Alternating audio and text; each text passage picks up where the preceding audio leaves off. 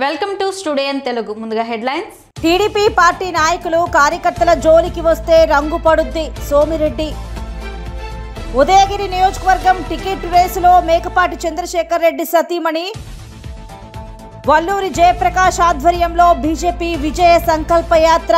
ఇక డీటెయిల్స్ చూస్తే పార్వతీపురం మన్యం జిల్లా మక్కువ మండలం సంబర గ్రామంలో ఉత్తరాంధ్ర ఇలవేల్పు గిరిజన ఆరాధ్య దేవత శ్రీ శ్రీ శ్రీ సంబర పోలమాంబ ఉత్సవములు అంగరంగ వైభవంగా ప్రతి ఏడు జరపబడుతోంది. ఈ సంబరాన్ని తిలకించడానికి దేశ నలుమూలల నుంచి కాక ముఖ్యంగా ఆంధ్ర, ఒరిస్సా, తెలంగాణ, ఛత్తీస్గఢ్ రాష్ట్రాల నుంచి ఎక్కువ మంది భక్తులు అమ్మవారిని దర్శించుకోవడానికి వస్తూ ఉంటారు.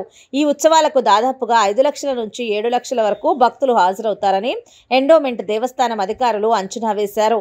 దూర ప్రాంతాల నుంచి వచ్చిన భక్తులకు ఎటువంటి ఇబ్బందులు కలగకుండా మంచినీటి సదుపాయం, చిన్నపిల్లలకు పాలు, ఉచిత ప్రసాదం, వికలాంగులకు ఉచిత దర్శనం, మొబైల్ టాయిలెట్స్ మరియు స్నానం గదులు ఎటువంటి ఇబ్బందులు లేకుండా ఎండోమెంట్ అధికారులు చర్యలు తీసుకున్నారు. కోరికలు తీర్చే కల్పవల్లి శ్రీ శ్రీ శ్రీ సంబర పొలమాంబ అమ్మవారు ఉత్సవాన్ని ఈ సంవత్సరం నుంచి రాష్ట్ర ప్రభుత్వం గిరిజన పండుగగా ప్రభుత్వం ప్రకటించడంతో అమ్మవారికి ప్రభుత్వం తరపు నుంచి పట్టు వస్త్రాలు ఉప ముఖ్యమంత్రి గిరిజన సంక్షేమ శాఖ మంత్రులు పీడిక రాజన్న ద్వారా సమర్పించడం జరిగింది. సంబర గ్రామంలో వెలిసిల్లిన శ్రీ శ్రీ సంబర పోలమమ్మ వారి పండుగ మరి ఈరోజు సిరిమాన ఉత్సవం జరుపుకుంటున్నాం.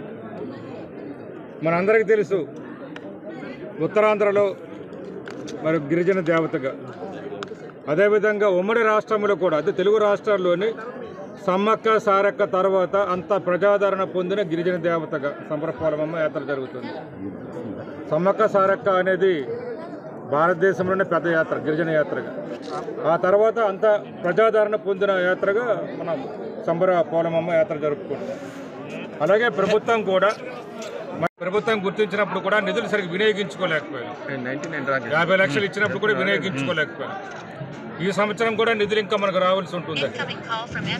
ఏదైనా సరే మరి గౌరవ ముఖ్యమంత్రి జగన్మోహన్ రెడ్డి గారు గిరిజన దేవతల మీద ఉన్న భక్తితో, భక్తి భావంతో, గిరిజనుల మీద ఉన్న ప్రేమతో, అభిమానంతో, గిరిజన ప్రాంతం మీద ఉన్న మరి ఆదరణతో మా దేవతను, మా గిరిజన దేవతను మరి ప్రభుత్వ దేవతగా, ప్రభుత్వ పండుగగా గుర్తించడం ఈ ప్రాంత ప్రజలకు, గిరిజనులకు, అలాగే వీళ్ళగా పార్వతీపురం జిల్లాలో ఉన్న వాళ్ళందరికీ కూడా సంతోషదాయకం.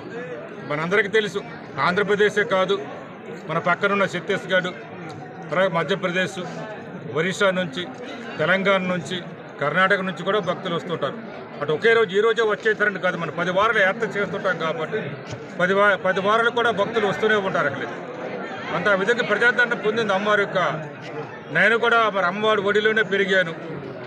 మరి ఇక్కడ నుంచే నేను చదువుకొని వచ్చాను. అమ్మవారి యొక్క ఆశీస్సులతోనే 4 సార్లు ఎమ్మెల్యేగా, అదేవిధంగా మంత్రిగా, ఉప ముఖ్యమంత్రిగా కూడా చేశాను.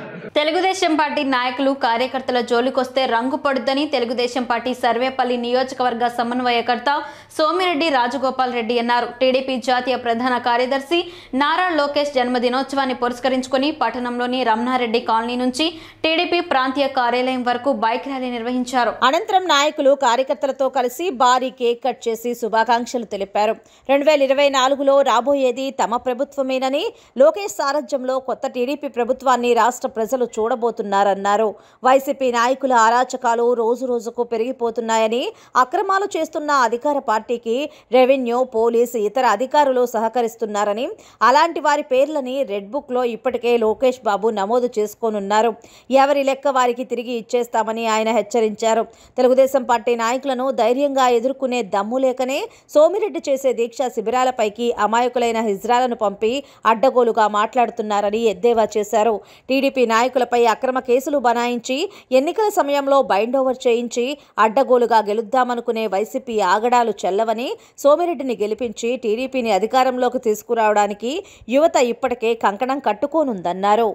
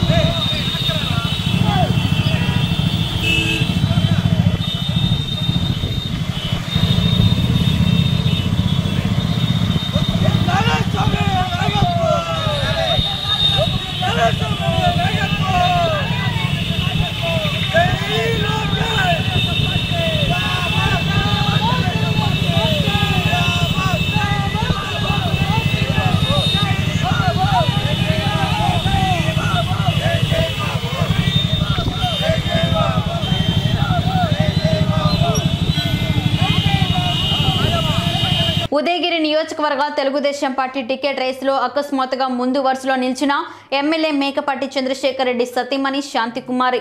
ఇటీవల తెలుగుదేశం పార్టీ ముఖ్య నాయకులు నిర్వహించిన ఓ సర్వేలో శాంతికుమారి అయితే విజయావకాశాలు ఎక్కువగా ఉంటాయని సర్వే చెప్పినట్లు సమాచారం.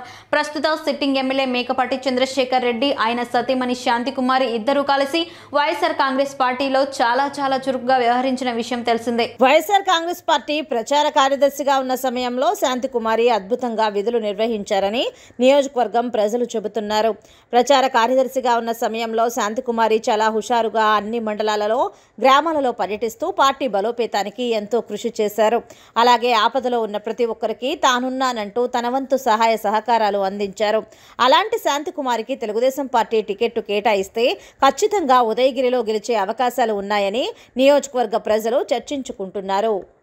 గుంటూరు జిల్లా తాడేపల్లిపట్నం నేతాజీ సెంటర్లో సుభాష్ చంద్రబోస్ 127వ జయంతి వేడుకలు ఘనంగా జరిగాయి.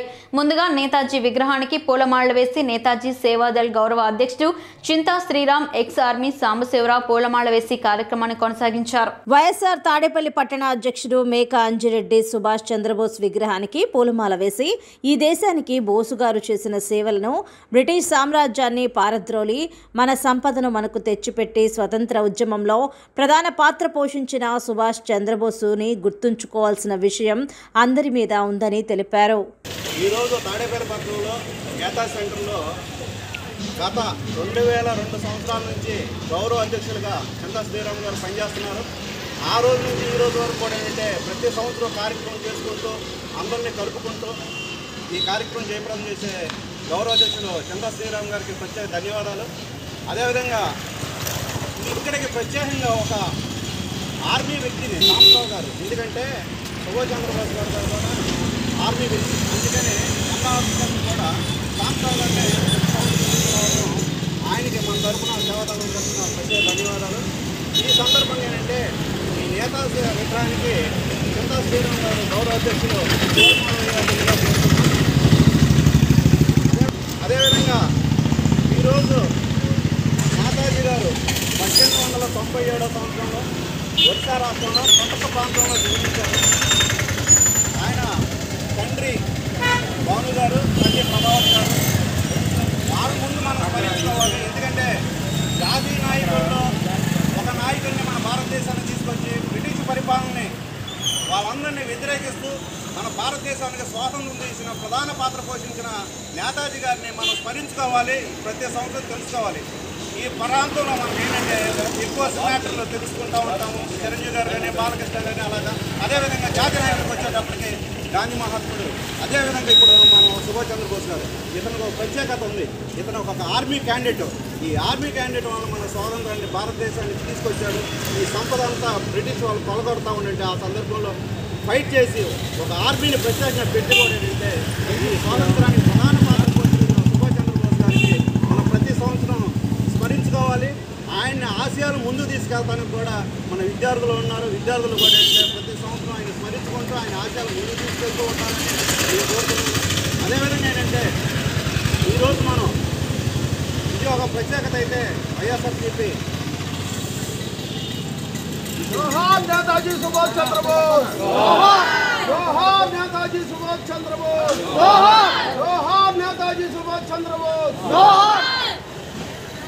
అదేవిధంగా జాతీయ జెండాని సాంబరావు గారు ఆవిష్కరించవలసిందిగా కోరుతున్నాను.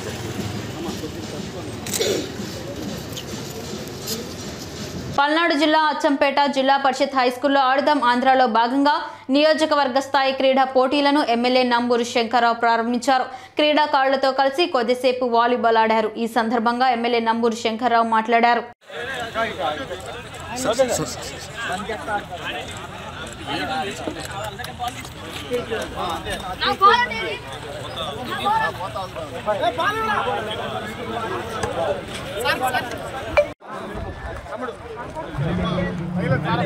Sir sir sir sir sir ఒక అనుకున్నాను సార్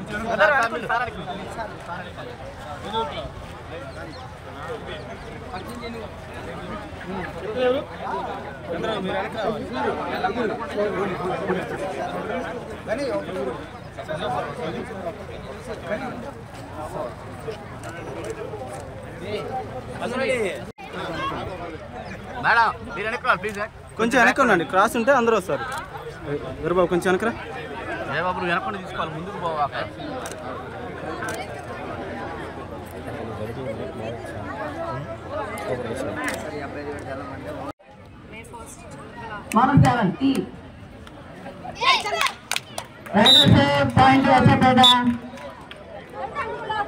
రైడింగ్ బ్యాగ్ వినపడాలమ్మా, ప్యాంట్ క్యాంట్ వినపడాలి, ప్యాంట్ లేదు.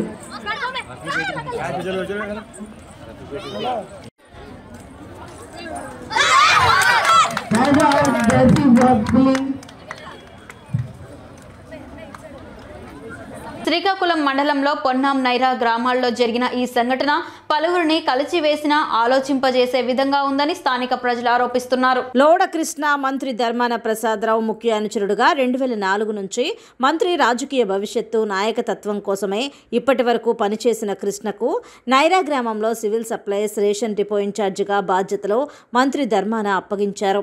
గత 18 ఏళ్లుగా ఆ డిపోను సక్రమంగా నిర్వహించడం జరుగుతోంది. కానీ ఇటీవల కృష్ణ ఆరోగ్యం సరిగ్గా సహకరించక చాలా వరకు ఇంటికి పరిమితమయ్యారు. ఈ విషయం తెలుసుకుని స్థానిక టీడీపీ నాయకుడు గొండు శంకర్ తనను పరామర్శించారు.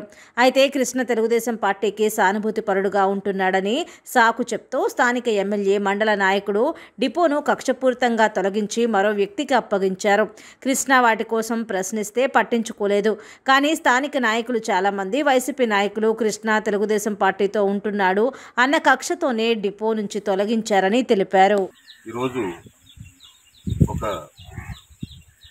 ఎంతో బాధాకరమైనటువంటి విషయం మీ అందరి ముందు చర్చించడానికి ముందుకు రావటం జరిగింది. ఇప్పుడు ప్రస్తుతం మేము నైరాలో ఉన్నాము. నైరాలో మా శ్రీశైలం సోదరుడు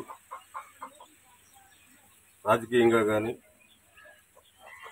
అలాగే సామాజికంగా కానీ చాలా వ్యక్తిత్వం ఉన్నటువంటి నాయకుడు శ్రీ లోడ కృష్ణ గారు గత 4 రోజుల క్రితం తను చనిపోవడం జరిగింది. అయితే ఈ విషయం గురించి ఎందుకు ప్రస్తావించాల్సి వస్తుంది అన్నదానికి ఇక్కడ జరుగుతున్నటువంటి కొన్ని రాజకీయమైనటువంటి కొన్ని పరిణామాలు మన మృతికి కారణం కావటం వల్ల ఈరోజు మేమందరం బయటకు వచ్చి మాట్లాడాల్సిన పరిస్థితి వచ్చింది.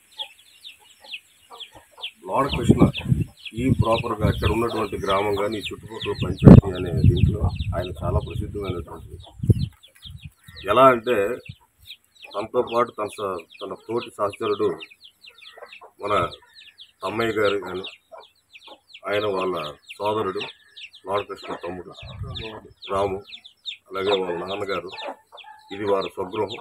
వాళ్ళకి ఆయనకి 2 పిల్లలు ఆడపిల్లలు 2. 2004లో అప్పటి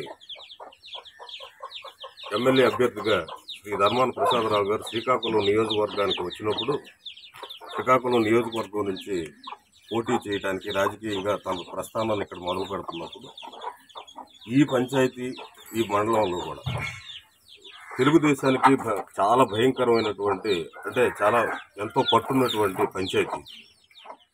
ఇట్లాంటి ప్రాంతంలో ధర్మాన ప్రసాదరావు గారి కోసం లోడ కృష్ణ గారు అట్లాగే మన తమ్మయ్య గారు వీళ్ళందరూ కూడా వారి యొక్క ప్రాణాలను కూడా పణంగా పెట్టి సోకాల్డ్ ధర్మాన ప్రసాదరావు గారి కోసం పనిచేయటం జరిగింది. అంటే ఆయన ప్రచారానికి ఇక్కడికి వస్తే ఆయన రానివ్వం అనేటటువంటి పరిస్థితులు ఉన్న సమయంలో వీళ్ళు ధర్మాన ప్రసాదరావు గారికి ఒక కవచంలో ఏర్పడి ఆయనకి ఈ కార్యక్రమాలకి తన పార్టీ కార్యక్రమాలు నడిపించడానికి స్థానికంగా వీరు చేసిన సహాయం మేం చెప్పడం కంటే ఇక్కడ ఉన్న పంచాయతీలో ఎవరికి అడిగినా కూడా చెప్తారు. పల్నాడు జిల్లా గురజాల మండలం పల్లెగుంత గ్రామంలో మిరప కళ్లల్లో కుప్పబోసిన 20 క్వింటాలు ఎండుమిర్చిని గుర్తు తెలియని వ్యక్తులు తగలబెట్టారు. పల్లెగుంత గ్రామానికి చెందిన డీకొండ రమణ అనే రైతు తన పొలంలో పండించిన మిర్చిని కళ్లంలో ఆరబోశాడు. ఆ మిర్చిని గుర్తు తెలియని వ్యక్తులు తగలబెట్టారు. రైతు 3 ఎకరాల మిర్చిని సాగు చేశాడు. 4 లక్షల రూపాయల విలువగల మిర్చి తగలబడిపోవడంతో రైతు ఆందోళన చెందుతున్నాడు. సంఘటనా స్థలాన్ని చేరుకున్న గురజాల పోలీసులు కేసు నమోదు చేసుకుని దర్యాప్తు చేస్తున్నారు. వీకొండ వెంకటరమణ అండి, పల్లెకొంత. ఏమో రాత్రి తొక్కుదామంటే పొద్దుపోయింది, రేపు తొక్కుతాలే అని ముఠావాళ్ళకు కూడా చెప్పాము. వచ్చి సందకాడ పట్టగప్పి వెళ్ళాము, పొద్దున్నే వచ్చి తొక్కొచ్చు అని. 9 కూడా వచ్చి చూసుకొని మొక్కులు చేస్తేనే తెల్ల పట్టోడి కప్పి వెళ్ళాము. తర్వాత పొద్దున వచ్చి ముక్కులు వాళ్ళు వెళుతుంటే ఈ లోపల ఇటు చాలకు వచ్చేవాళ్ళు చూసి మీ గొప్ప కాలిపోతున్నదంటే మేము ఆడవాళ్ళు వచ్చాము. శుభ్రం కాలిపోయింది. ఇక్కడ మొత్తం ఎన్ని ఎకరాలు వేశారు? 2 ఎకరాలండి. ఎన్ని మొత్తం ఎంత మిరపకాయలు ఎన్ని ఉంటాయి? 15 క్వింటాలు ఉంటాయి. సన్నాలు ఇస్తాను 15 క్వింటాలు అవుతాయి. మాకు ఎవరి మీద డౌట్ కానీ మాకు ఎవరి మీద ఖర్చులు కానీ మా మీద ఎవరికి లేదు అసలు. మరి ఎట్లా జరిగిందో మాకు అర్థం కావట్లేదు. అదండి మరి. కంప్లీట్ ఇచ్చారా? ఇచ్చారండి. కంప్లీట్ ఇచ్చాం. బీజేపీ రాష్ట్ర అధికార ప్రతినిధి పశ్చిమ నియోజకవర్గ కన్వీనర్ వల్లూరు జయప్రకాష్ నారాయణ మలి విడత బీజేపీ విజయ సంకల్పయాత్ర గుంటూరు నగరంలో కొనసాగుతుంది. ఈ కార్యక్రమానికి బీజేపీ నాయకురాలు సాధినేని యామిని శర్మ, బీజేపీ రాష్ట్ర అధికార ప్రతినిధి వనమా నరేంద్ర కుమార్ ముఖ్య అతిథులుగా పాల్గొన్నారు. గుంటూరు నగరంలోని గుజ్జనగుండ్ల ఆంజనేయ స్వామి దేవస్థానం వద్ద నుండి ప్రారంభమై మారుతినగర్, నాయి బ్రాహ్మణ colony, Bhagyanagar colony, LIC colony, స్తంభాల గరువు, రామాలయం వరకు సాగింది. బీజేపీ నాయకులు ప్రతి గడపకు వెళ్లి కేంద్ర ప్రభుత్వం చేస్తున్న సంక్షేమ కార్యక్రమాలని ప్రజలకు వివరిస్తున్నారు. విజయ సంకల్ప యాత్ర జరుగుతోంది. నరేంద్ర మోదీ గారు ప్రధానమంత్రి అయిన 10 సంవత్సరాల్లోనే ఈ భారతదేశ స్థితిగతులని, ముఖ్యంగా మన ఆంధ్రప్రదేశ్ రాష్ట్రంలో కూడా మౌలిక వసతుల కల్పన దగ్గర నుంచి లక్షలాది మంది, కోట్లాది మందికి సంక్షేమ పథకాలని యువతకి, రైతులకి, ఏ రంగం వాళ్ళని చేసుకున్నా కూడా అందరికీ కూడా ఒక పక్క సంక్షేమాన్ని అందిస్తూ మరొక పక్క అభివృద్ధిని అందించాలన్న తాపత్రయపడుతున్నారు. ఈ రాష్ట్రంలో ఇప్పుడు మనం గుంటూరులో చూస్తే కనుక గుంటూరు పశ్చిమకి కన్వీనర్గా ఉన్నటువంటి, అలాగే భారతీయ జనతా పార్టీ రాష్ట్ర అధికార ప్రతినిధి వల్లూరు జయప్రకాష్ గారు, వారు ప్రతి ఇంటికి వెళ్ళి ప్రతి ఒక్క ప్రజలని కలుసుకుంటూ ఇటువంటి మోదీ గారు ఆంధ్రప్రదేశ్ రాష్ట్రానికి చేసినటువంటి చాలా మంది ఇతర ప్రాంతీయ పార్టీలు కారుకూతలు కూస్తుంటారు. ప్రజల్ని అబద్ధాలతో, అసత్యాలతో, మోసపూరితమైనటువంటి మాటలు చెప్తూ ఉంటారు. వారి పార్టీ మనుగడ కోసము ప్రజల్ని మోసం చేస్తుంటారు. భారతీయ జనతా పార్టీ ఆంధ్ర రాష్ట్రానికి ఏమీ చేయలేదని. మీరు ఒక రైల్వేలను తీసుకుంటే ప్రతి సంవత్సరం బడ్జెట్ చూస్తే ఈ సంవత్సరం కూడా 89,000 కోట్ల రూపాయలని రాష్ట్రంలో రైల్వేలకు ఇచ్చారు. డబ్లింగ్ కానీ, ఎలక్ట్రిఫికేషన్ కానీ. అలాగే నేషనల్ హైవేలు ఈ రోజున చూస్తున్నాము. 1,10,000 కోట్ల రూపాయలతోటి నేషనల్ హైవేలు రాష్ట్రం అంతా కూడా చాలా అభివృద్ధిగా మనం 6 లైన్లు 8 లైన్లు చూస్తున్నాము. అలాగే మన ఈ రోజున ఉన్నటువంటి గ్రామాల్లో వేసేటటువంటి విద్యుత్ దీపాల దగ్గర నుంచి పట్టణాలు, ఇదే గుంటూరు, ఇదే పశ్చిమలో చూస్తే అండర్ గ్రౌండ్ డ్రైనేజీ కోసం కూడా 1000 కోట్ల రూపాయలని మొత్తం అమరావతి దాని కింద ఇవ్వడం జరిగింది. ఇక్కడ దేశవ్యాప్తంగా అభివృద్ధి కార్యక్రమాలు చేపడుతూ అదేవిధంగా ఆంధ్ర రాష్ట్రంలో కూడా విభజిత ఆంధ్ర రాష్ట్రానికి కావాల్సినటువంటి అన్ని సదుపాయాలు కల్పిస్తున్నప్పటికీ కూడా ప్రజల్ని మోసం చేస్తూ, మభ్యపడుతూ ఈ స్థానిక పార్టీలు, ఈ ప్రాంతీయ పార్టీలు ప్రజల్లో నరేంద్ర మోడీ గారి పట్ల, బీజేపీ ప్రభుత్వం పట్ల వ్యతిరేకత భావాన్ని ఏర్పరుస్తున్న సందర్భంగా గుంటూరు పశ్చిమ నియోజకవర్గంలో ఉన్నటువంటి ప్రతి ఒక్క ఇంటికి కూడా, ప్రతి ఒక్క గడపని కూడా తడుతూ, ప్రతి ఒక్క వ్యక్తిని కూడా కలుస్తూ నరేంద్ర మోడీ గారు ఏ రకంగా అయితే దేశవ్యాప్తంగా చేసినటువంటి అభివృద్ధి కార్యక్రమాలు ఉన్నాయో, మన రాష్ట్రంలో ఏమి జరిగినాయి, మన ప్రాంతాలలో ఏమి జరిగినాయి, ముఖ్యంగా గుంటూరు నగరానికి ఏమేమి చేశారు అని చెప్పి కేంద్ర ప్రభుత్వం యొక్క పథకాలను తెలియజేస్తూ ఉంటే ప్రజలందరూ కూడా ఆహ్వానిస్తూ, ప్రజలందరూ కూడా ఇవాళ నరేంద్ర మోడీ గారి ప్రభుత్వం ఆంధ్ర రాష్ట్రంలో కూడా రావాలి, డబుల్ ఇంజిన్ సర్కారు కావాలి అని చెప్పి కోరుకున్నటువంటి సందర్భంలో ఈ రోజున గుంటూరులో మన రాష్ట్ర అధికార ప్రతినిధి అయినటువంటి యామిని శర్మ గారు, అదేవిధంగా మాజీ మంత్రి గారు, తనకు ఇవే చివరి ఎన్నికలని, వచ్చే ఎన్నికల్లో తన కుమారుడు పోటీ చేస్తున్నాడని మాజీ మంత్రి బాలినేని శ్రీనివాసరెడ్డి తెలిపారు. ఒంగోలులో ఇళ్ల స్థలాలకు నిధులు మంజూరు కావడంతో భారీ ఎత్తున ర్యాలీ, బహిరంగ సభ ఏర్పాటు చేశారు. ఈ సందర్భంగా బాలినేని మాట్లాడారు. ఆ రోజు నేను 4 సార్లు 5 సార్లు కూడా ఎక్కడ పట్టినా కూడా ఎంపీ గారు నేను ఇద్దరం పోటీ చేస్తామని చెప్పి చెప్పడం జరిగింది. అది కూడా ఆ ప్రయత్నాలు జరుగుతూ ఉన్నాయి. మరి ఆ దేవుడి జరిగితే చాలా సంతోషిస్తాను, మనమందరం కూడా సంతోషిస్తామని చెప్పి కూడా తెలియజేసుకుంటా ఉన్నాం. ఏమైనా కానీ ఇక్కడి నుంచి ఈ 3 నెలలు ప్రతి ఒక్కరూ సైనికుల్లాగా పనిచేసి నేను చివరిసారిగా నేను పోటీ చేసేది చివరిసారి కాబట్టి ఆ తర్వాత మా అబ్బాయి పోటీ చేస్తాడు.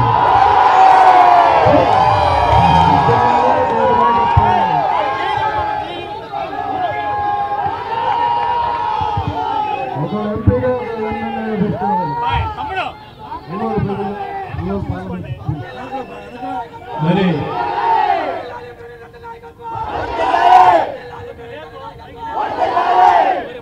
మీ అందరి సహకారంతో నేను గెలిస్తే మీ రుణం నేను తీర్చుకుంటానని చెప్పి కూడా తెలియజేసుకుంటా ఉన్నా.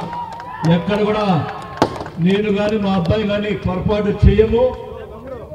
మరి ముఖ్యంగా ఈ మధ్య కాలంలో వచ్చినటువంటి గత 15 సంవత్సరాల నుంచి జరుగుతున్నటువంటి భూ ఆక్రమణకు సంబంధించినటువంటి సిట్టు ఏపించిన ఏకైక ఎమ్మెల్యే ఎవరు ఉన్నాడంటే నేనే అని చెప్పి రాష్ట్రంలో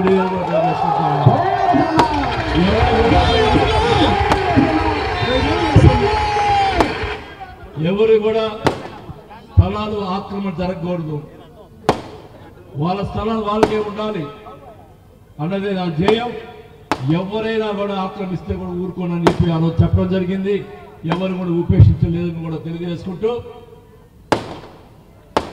ఇక్కడి నుంచి ఎలక్షన్స్కి ఈ రోజే రాజశేఖర్ గారు ముందు నుంచి మనం ఎలక్షన్కి నాంది పలుకుతున్నామని చెప్పి కూడా తెలియజేసుకుంటా ఉన్నాం.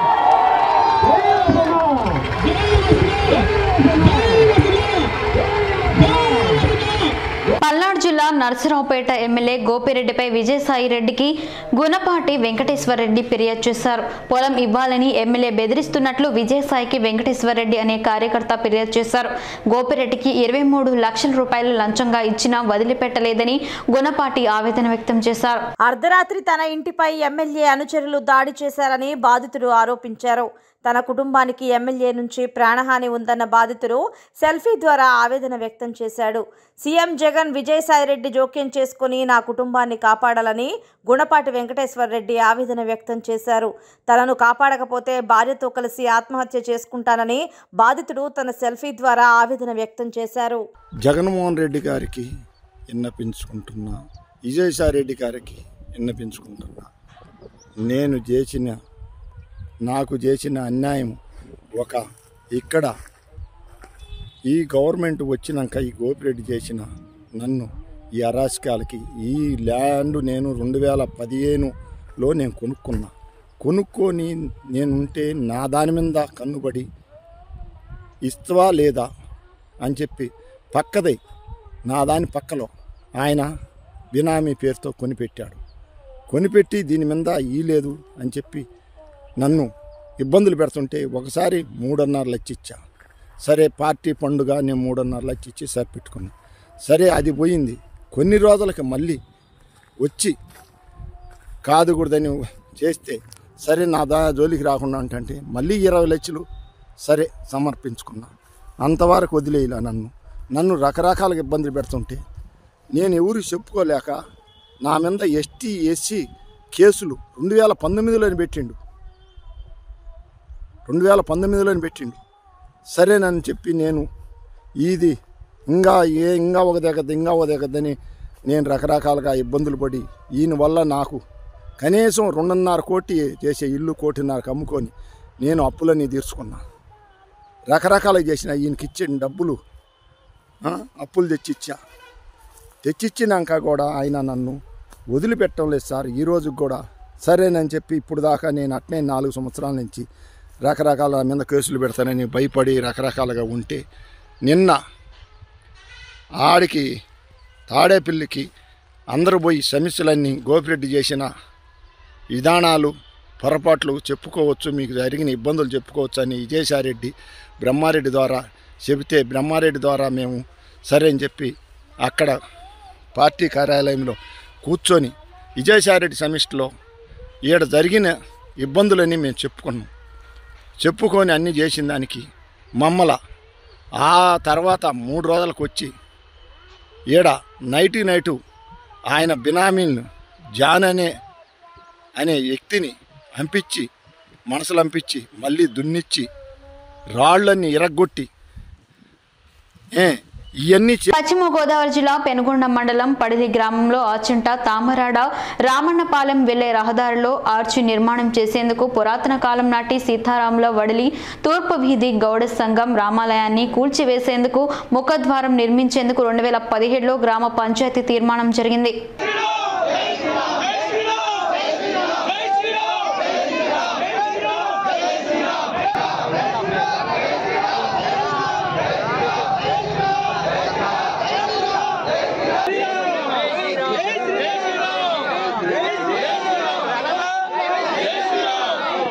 జిల్లా పెనుగొండ మండలం వడల్ గ్రామం గ్రామస్తులైన కొంట వెంకట సుబ్రహ్మణ్యం గౌడు నేను ఇక్కడ రామాలయం దగ్గర మాకు సంబంధించిన కమ్యూనిటీ హాల్ రామాలయం అన్నీ కలిసి ఉన్నాయి.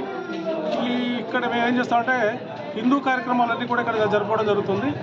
ఆ ఉన్న ప్లేస్లోనే ఇక్కడ ఎస్సీపేటలో ఉన్న వాళ్ళు తీర్మానం చేసి రామాలయాన్ని కూలగొట్టి దానికి ఆర్చి కట్టాలని ప్రపోజల్లో ఉన్నారు. దాన్ని మేము తీవ్రంగా వ్యతిరేకిస్తున్నాం. అది ఎట్టి పరిస్థితుల్లో జరగడానికి మేము ఏ విధంగా సరే పోరాటానికి సిద్ధంగా ఉన్నాం. ఇది కూడా రామాలయం అన్నది రహదారి అన్నది ఆచంట తామరాడ రావణపాలెం ఇవన్నీ కూడా వెళ్ళే రహదారి ఇది. ఆ రహదారిని దాన్ని క్లోజ్ చేయాలన్న ఆలోచనలో ఉన్నారు. ఆర్చి కట్టడం వల్ల మాకు సింహద్వారానికి ఆపోజిట్ ఉంది ఇది. అది జరగడానికి వీల్లేదు. మేము పూర్తిగా ఖండిస్తున్నాం. పెద్దలు ఏంటంటే ఆఫీసర్స్ కూడా వీళ్ళని ఇబ్బంది పెడుతున్నారు. అక్రమం కేసులు బనాయిస్తున్నారు. ఆ అక్రమ కేసులు బనాయించిన అన్నీ కూడా మేము ఎదురు కూడా సిద్ధంగా ఉన్నాం. కానీ పెద్ద మనసు చేసుకుని ఆఫీసర్స్ అంతా కూడా ఒక సమస్యను పరిష్కారం చేసే విధంగా ఉండాలి తప్ప కొంతమంది దాన్ని రేజ్ చేస్తున్నారు తప్ప దాన్ని పరిష్కారం చేయట్లేదు. మాకు ఏంటంటే శాంతియుతంగా పరిష్కారం కావాలి. కేసులను అయితే మాత్రం ఎంత దూరమైనా ఎత్తుకోవడానికి సిద్ధంగా ఉన్నాం. మేము దానికి భయపడేది లేదు. భోగమంట కూడా చేసుకుంటాం ఎదురుకుండా ఇక్కడ భోజనాలు పెట్టుకోవడానికి కానీ భోగమంట వేసుకోవడానికి కానీ అన్న సమారాధన చేసుకోవడానికి కానీ దుర్గగుడిలో ఉత్సవాలు జరిగినప్పుడు కానీ హోమం చేసుకోవడానికి కూడా ఇక్కడ ఈ ప్లేస్ మాకు ఉపయోగపడుతుంది. ఇంతకు మించి మాకు ప్లేస్ లేదు. వాళ్ళు రామాలయాన్ని కూలగొట్టే ఉద్దేశంతో ఉన్నారు కాబట్టి మేము తీవ్రంగా ఖండిస్తున్నాం దాన్ని.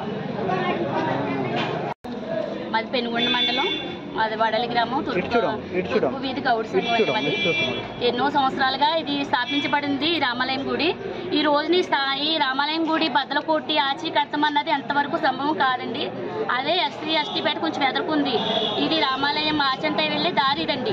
దారి అయితే ఇక్కడ ఆచి కట్టమంటే గుడి ఎదురుగా ఆచి కట్టడం అన్నది ఎక్కడా లేదు. ఇది ఈ రోజున ఆచి కట్టమన్నది చాలా దారుణం అండి. ఇది ఏదైతే ఆచి కట్టడానికి మేమైతే ఒప్పుకోము. ఎట్టి పరిస్థితిలో ఒప్పుకుంటే లేదండి. దానికి ఒక ఇటుక కాదు ఒక పేరు కూడా తీయడానికి మేము ఒప్పుకోమండి. ఎంతవరకైనా వెళ్తాం. ఇది అధికారులు స్పందించాలి. దేనైనా స్పందించండి. ఒకసారి ఆలోచిస్తే దీన్ని గుడి ఎదురుగా ఎలా ఆచి కడతామన్నది మనకు అర్థం కాదు. ఎలా కడతారు ఆచి? అసలు గుడి పక్కన ఎలా కట్టగలరు అసలు ఎవరైనా? ఇది గుడి ఎదురుగా కడతామన్నది చాలా దారుణం అండి. ఇది ఈ విషయంలో ఎంతవరకైనా మేము వెళ్తాం. రేపల్లె పట్టణంలో పరిటాల యువసేన అధ్యక్షులు దండమూడి ధరణి ఆధ్వర్యంలో మాజీ మంత్రి పరిటాల రవి 19వ వర్ధంతి సందర్భంగా మెడికల్ క్యాంప్ అలాగే మెగా రక్తదాన శిబిరం ఏర్పాటు చేశారు. ఈ కార్యక్రమానికి ముఖ్య అతిథిగా ఎమ్మెల్యే అనగాని సత్యప్రసాద్ హాజరయ్యారు. పరిటాల చిత్రపటానికి పూలమాల వేసి నివాళులర్పించారు. అనంతరం రక్తదాన శిబిరాన్ని ప్రారంభించి ఆయన మాట్లాడారు.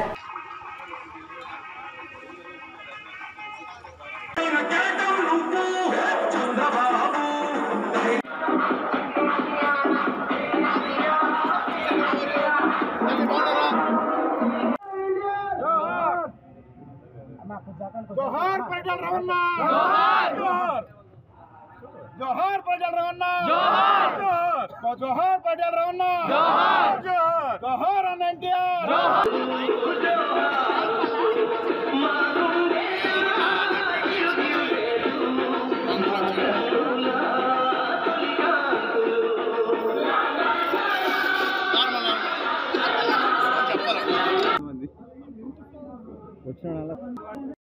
రక్తం తీసుకో మేము పని చేయాలి.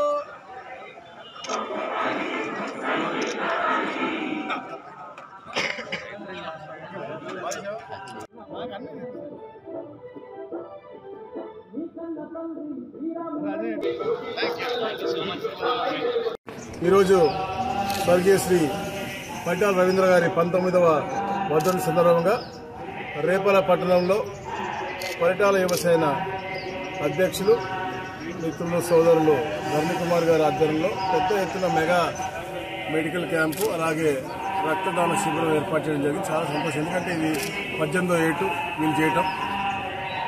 పైటాల రవీంద్ర గారు మన మధ్య భౌతికంగా లేకపోయినప్పటికీ కూడా ప్రతి ఒక్క పేదవాడి హృదయంలో ఉండే విధంగా ఏదైతే స్వర్గీయ శ్రీ నందమూరి తారక రామారావు గారు రామరాజ్యం కోరుకున్నారో దాని స్థాపన కోసం ఎంతో కృషి చేసి ఒక ప్రాంతానికి పరిమితం కాకుండా మొత్తం యావత్ ఆంధ్ర రాష్ట్రానికి, తెలుగు రాష్ట్రం అంతా కూడా వ్యాపించి పేద బడుగు బలహీన వర్గాలందరికీ కూడా సమానంగా ఉండాలా, వాళ్ళకి అభివృద్ధి చెందాలి, రాజకీయంగా సామాజికంగా మెరుగైన జీవన పరిమాణాలు ఇవ్వాలని చెప్పేసి ఒక మంచి ఆలోచనతో పనిచేసేటువంటి రాయలసీమ బిడ్డ పైటాల రవీంద్ర గారు.